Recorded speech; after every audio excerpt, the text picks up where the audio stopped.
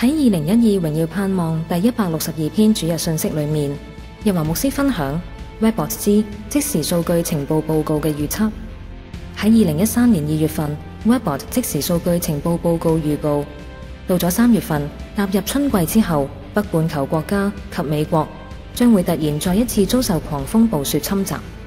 果然，踏入2013年3月，美國遭遇美國歷史上最大嘅暴風雪天氣，風暴往東面吹襲，首都華盛頓變成白茫茫一片，聯邦政府關閉。暴風雪自紐約、新澤西地區緩緩北移至新英格蘭，喺春天帶嚟2尺降雪量，波士頓降雪量亦都達30厘米。其後3月24日，異常春季暴風雪持續，未有放緩，由美國東部延伸至中西部地區，都遭遇春季冬雪侵襲。Easter may be just a week away, but tonight winter is still on the minds of millions from the Midwest to the Northeast as yet another big snowmaker marches across the country. This one's expected to impact at least 15 states from Kansas on into the mid-Atlantic states, leaving over a foot of snow in some spots. And folks living in the South are getting their own spring surprise from that same system: heavy rains, violent winds, and even tornadoes. Our colleagues at the Weather Channel have it all covered for us tonight.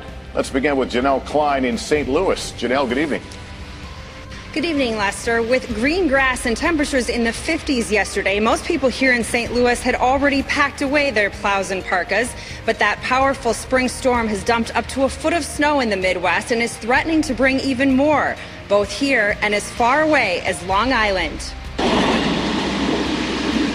This is not what spring is supposed to look like. Snowy and blustery conditions made for slick roads and shoveling today in St. Louis. The area hit with up to 10 inches of snow, while other areas of Missouri could see up to a foot when all is said and done later tonight. It's not out of the question to get a storm like this in late March, but what is a little bit unusual is just the widespread area of the country that it's actually impacting. In Indianapolis, more slush and snow as this far-reaching storm continues to move eastward. It's nothing new. I mean, it happens almost every year. In the south today, the quick-moving storm brought severe weather of a different kind, wreaking havoc in the Orlando area, packing heavy thunderstorms and wind gusts between 50 and 86 miles an hour. Play was even suspended at the Arnold Palmer Invitational due to Mother Nature's wrath, as the course was deemed unsuitable. The PGA says the final round will resume tomorrow. And heavy flooding forced many road closures in Charleston, South Carolina. This is the same weather system that dumped close to a foot of snow in the Denver area on Saturday, causing this massive pile up north of the city and canceling more than 100 flights. Well, it wasn't very spring-like today, with wild weather snarling the evening commute. And we could see a replay come morning. We have several crews following this spring storm. We begin with King 5's Heather Graff live near North Bend.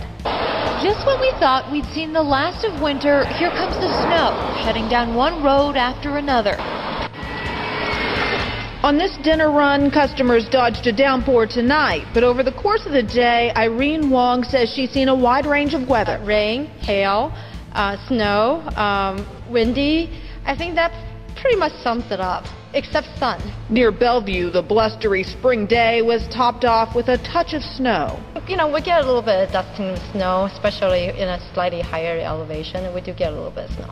A little means a lot to Alex Bogdan. Yeah, I just came out of California, and snow is a pretty big thing for me. He just moved to Seattle from Sacramento, and in the Golden State, he only saw snow twice.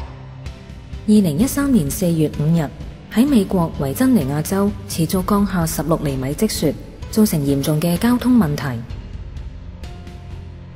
此外，北半球歐洲方面，3月11日晚上，一場暴風雪僅以1晚嘅時間橫掃歐洲大陸西北部，擾亂法國、德國、英國、比利時等國嘅陸空交通，多個主要機場被迫關閉或者取消航班，歐洲之星列車亦都一度停駛。法國積雪達50厘米，8萬戶電力中斷。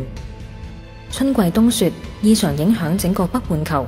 3月22日，史上最冷3月嘅暴風雪侵襲英國，蘇格蘭同北愛爾蘭因大雪狂風，遭50年嚟3月天氣最糟糕嘅停電，萬戶停電。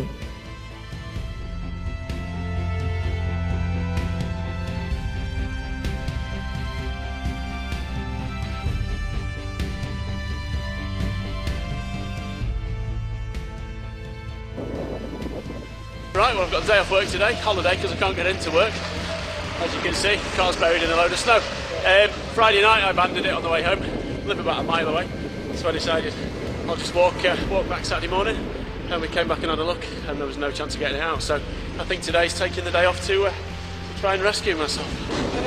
See the roof of the car? I've pretty much dug out around this side. Fortunately, with the wall being there, nothing's been on the driver's side, so I could get in and have a rest for 10 minutes.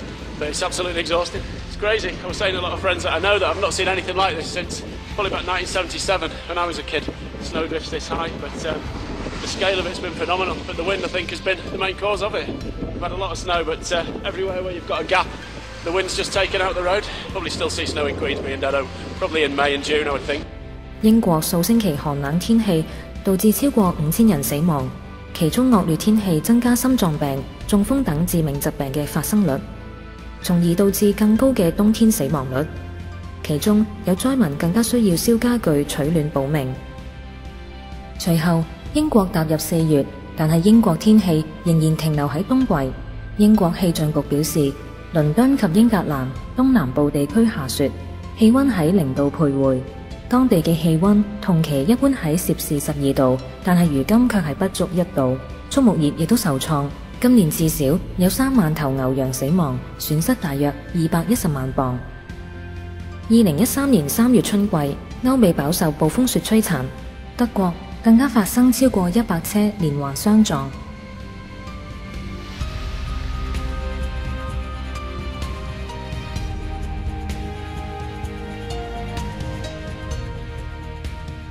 另一方面，3月26日，大雪覆蓋俄羅斯、烏克蘭同白俄羅斯。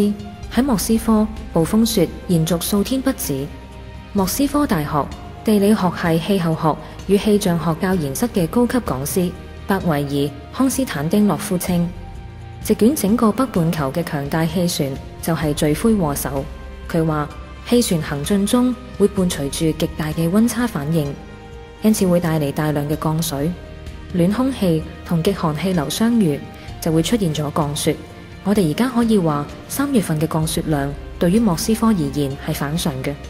喺莫斯科天文台某啲地方嘅積雪已經達到咗80厘米，呢一個量太大啦。呢一種情況喺最近55年嚟都未曾出現過。踏入4月份，波蘭竟然再落大雪，一日內經已降下25厘米嘅雪。唔少電線桿被壓斷，波蘭中部同東北部有10萬戶停電。至於北半球亞洲地區方面，3月20日春分，中國北京一夜大雪，部分地區積雪深度達17厘米。3月21日，日本北海道受暴風雪侵襲，致交通癱瘓，其中當別町有25輛車發生追撞事故，造成19人受傷。北海道近萬戶居民家停電，積雪已經超過40厘米。